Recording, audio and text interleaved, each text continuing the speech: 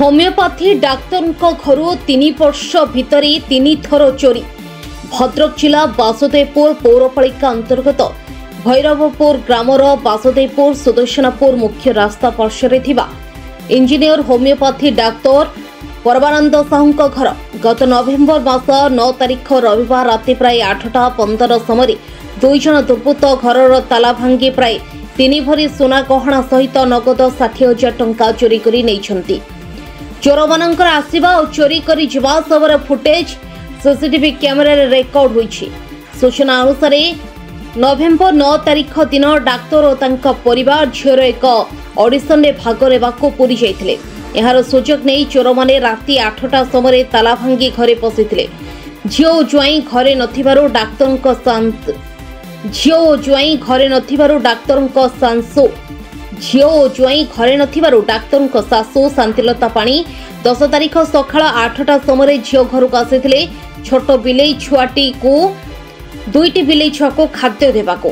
ए समय से घर ताला भंगा हुई गेट कबाट खोलिथिबा देखिबाको पाइथिले। एथि सहित वासुदेवपुर पुलिस को खबर देथिले।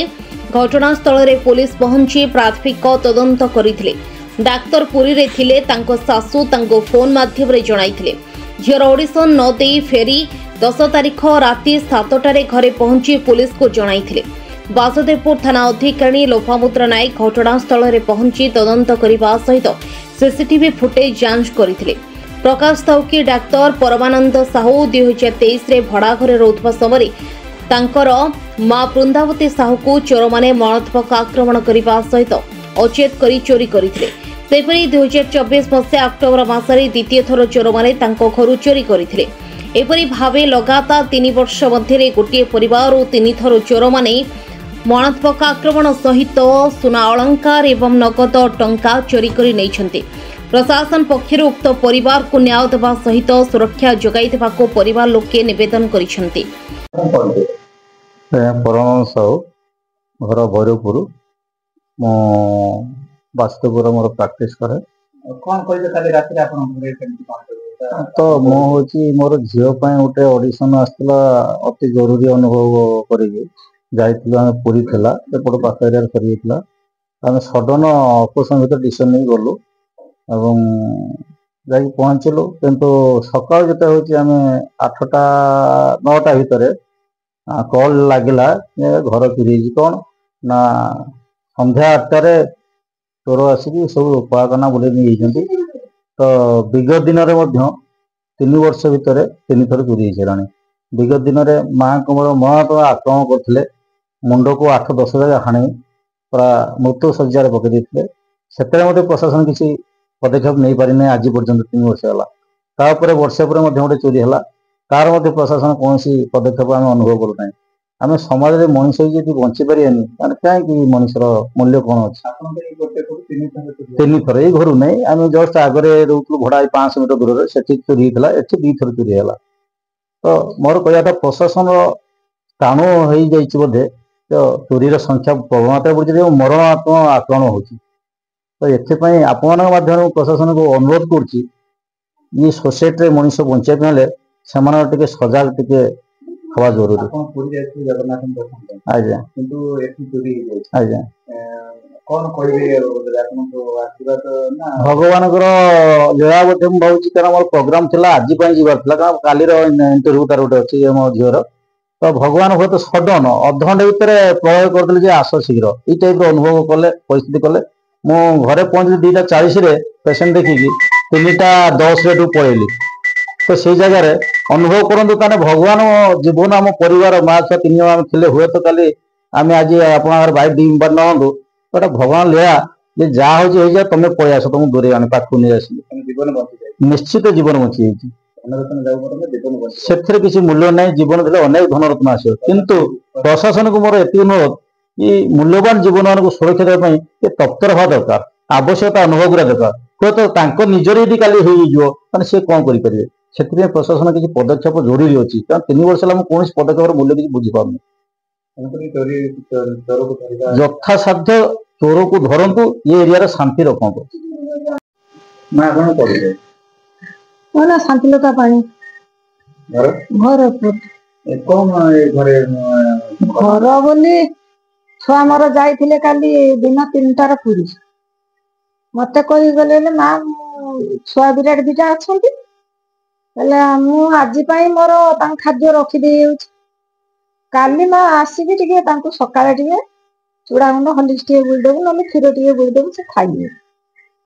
ମୁଁ ମୋର କାମ ସାରିକି ଘରୁ ଏକୁଟିଆ, ଆଉ 8ଟା ବେଳକୁ ମୁଁ ଆସିଲା ବେଳକୁ ପାଣି ଟ୍ୟାପ ଟା ଖୋଲା ହେଇଛି। ମୁଁ ସେଠୁ ମୋ ଝିଅ ଉପରେ ରାଗିଲି, ବୋଲି ପାଣି ଟ୍ୟାପ ଟା କଣ ବନ୍ଦ କରିନାହିଁ କହିକି ସେଠୁ ମୁଁ ଯାଇ ପାଣି ଟ୍ୟାପ ଟା ବନ୍ଦ କରିଛି। ବନ୍ଦ କରି ଦୁଆର ମୁହଁକୁ ଆସିକି ଦେଖିଲା ବେଳକୁ ତାର ସବୁ ମେଲା ହେଇଛି। ସେଇଠୁ ମୋ ସାନ ଝିଅ ପାଖକୁ ଫୋନ କଲା ବେଳକୁ ଉନୁନି ବାବୁ ନାନୀ କଣ କୋଉଠି ଚାବି ପକେଇ ନାହିଁ ପଳେଇ ଯାଇଛି। କହିଲା ନା ନାନୀ କହୁଥିଲା ଚାବି ପକେଇଛି। ଚାବି ତ କୋଉଠି ନାହିଁ, ସବୁ ତ ମେଲା ହେଇଛି। ସେଇଠୁ ମୁଁ ଆଉ ଘର ଭିତରକୁ ପଶିବା ପାଇଁ ସାହସ କରୁନାହିଁ, ବାହାରେ ରହିକି ସେଠୁ ସେ ସାନ ଝିଅ ପାଖକୁ ଫୋନ କଲି। ଫୋନ କରିକି ମୁଁ ତାକୁ ଯେତେବେଳେ କହିଲି ବାଉ ସେଠୁ ସେ ପଚାରିଲା, ମୁଁ ଯେତେବେଳେ କହିଲି ନାନୀ କଣ ଚାବି ପକେଇନାହିଁ, କହିଲା ହଁ ଚାବି ପକେଇଛି, କଣ ହେଇଛି? ମୁଁ କହିଲି କଣ ହେଇଛି, ସବୁ ମେଲା ହେଇଛି। ତାର ଚୋରି ହେଇଛି କି କଣ ହେଇଛି ମୁଁ କିଛି କହିପାରିବିନି। ସେଇଠୁ ସେ ଆମ ଗାଁର ବୁଟୁଲୁ ବୋଲି ଗୋଟେ ଛୁଆ, କହିଲା ବୁଟୁଲୁ ଭାଇକି ଜଣେଇବି? ମୁଁ କହିଲି ହଁ ଜଣା। ତାକୁ ଦେନି ଫୋନ, ସେଇଠୁ ସେ ଫୋନ ଦେଲା, ମୁଁ ତାକୁ କହିଲି ବାଉ ତୁ ଟିକେ ଗାଡି ନେଇକି ପଳେଇ ଆସିବୁ। ସେଇଠୁ ସେ ପଚାରିଲା, କହିଲା କଣ ହେଇଛି ନାନୀ? ମୁଁ ଟୁକୁ ଘରକୁ ଟିକେ ପଳେଇ ଆସେ। ମୁଁ କିଛି କହିପାରିବିନି, ତୁ ପଳେଇ ଆସେ। ସେଇଠୁ ରଖିଦେଲା ପରେ ଗଜ ଅଗସ୍ତି ବୋଲି ଜଣେ ଲୋକ, ସିଏ ଗଜ ନା ଆସିକି ପହଞ୍ଚିଲେ। ଯେମିତି ପହଞ୍ଚିଲେ କହିଲେ ଟୁକୁକୁ ଟିକେ, ସେ ଯାଇଥିଲା ଉତ୍ତର ଭାରତ। କେତେବେଳେ ସମୟରେ ଘଟଣା? 8:30 ଖଣ୍ଡେ ହବ। ଆଉ ତାପରେ ଆପଣ ଭିତରକୁ ଆସିଲେ? ନା ସେ ବାବୁ ନା, ମୁଁ ସାହସ କରିପାରୁନି, କାହିଁକିନା ସବୁ ମେଲା ହେଇଛି। ମୁଁ ଖାଲି ସେଇଠୁ ଛିଡା ହେଇକି ଦେଖିଦେଇଛି। ମୋ ଡର ମାଡୁଛି, କାଳେ କିଏ ଭିତରେ ଅଛି କି, ମୋ ଡର ଲାଗୁଛି। ସେଇଠୁ ବାବୁନାକୁ ମୁଁ ଡାକିଲି, ଗଜନାକୁ, ନନା ଟିକେ ଆଣି ଘର ଭିତରକୁ। କହିଲା କଣ ହେଇଛି, ଟୁକୁ ନାହିଁ କି? ମୁଁ କହିଲି ନା ସେ ପୁରୀ ଯାଇଛି। ସେଇଠୁ ସେ ତାର କଣ କଲା, ଆସିଲା ପରେ ଆମେ ଆସିକି ଏଇଠି ଘର ଭିତରେ ପହଞ୍ଚିକି ଆମେ ଦେଖିଲୁ। ଦେଖିଲା ବେଳକୁ ଗଡରେଜ ଭଙ୍ଗା ହେଇଛି, ଲୁଗା ସବୁ ଫୋପଡା ହେଇଛି। ସେଇଠୁ ବାବୁନା ବି କହିଲା ହଉଛି ହାତ ମାରନା କୋଉଥିରେ। ମୁଁ ସେଇଠୁ ଆଉ କୋଉଠି ହାତ ମାରିନାହିଁ। ତାପରେ ଛୁଆଙ୍କୁ ଜଣେଇଲି, ଛୁଆ ତାଙ୍କର ହଉଛି ଚାରିଆଡକୁ ଫୋନ କରିକି ଯାହା କହିଲେ ଆଉ। ପୋଲିସରେ ଏଫଆଇଆର କରିଛନ୍ତି? ହଁ କରିଛି। ଥାନାବାଲା ଆସିଥିଲେ? ହଁ ଆସିଥିଲେ। ଏନକ୍ୱାରି କରି ଯାଇଛନ୍ତି? ହଁ। କଣ ଚାହୁଁଛନ୍ତି? ନ୍ୟାୟ ଚାହୁଁଛୁ, ଆଉ କଣ ଚାହିଁବୁ? ଏଇ ଯୋଉ ଚୋରି ହେଇଛି, କିଏ ନେଇଛନ୍ତି ବୋଲି ଭାବୁଛନ୍ତି? ମୁଁ ଜାଣିବି କେମିତି କିଏ ସେ ନେଇଛନ୍ତି, କଣ କରୁଛନ୍ତି? ଆମେ କଣ ପ୍ରତ୍ୟକ୍ଷଦର୍ଶୀ ଯେ ଆମେ କହିଦବା? ଆପଣଙ୍କ କିଛି ତଥ୍ୟ ଅଛି ନା ସେମିତି ରାଗରେ ହେଇପାରିଥାଏ। 3 ଥର ଯୋଉଠି ଚୋରି ହେଲାଣି ଗୋଟେ ଘର, ସସ୍ପେନ୍ସନ ନିଶ୍ଚିତ ରହିବ। କଣ କହିବେ ପ୍ରଶାସନକୁ? ପ୍ରଶାସନକୁ ଅନୁରୋଧ, ଟିକେ ମାନେ ଭଲ ଭାବରେ ଯାଞ୍ଚ କରିକି ଆମକୁ ଟିକେ ନ୍ୟାୟ ଦିଅନ୍ତୁ। ଭଦ୍ରକ ବାସୁଦେବପୁର ରଞ୍ଜନ ମଲ୍ଲିକଙ୍କ ରିପୋର୍ଟ, ନ୍ୟୁଜ 88 ଓଡ଼ିଶା।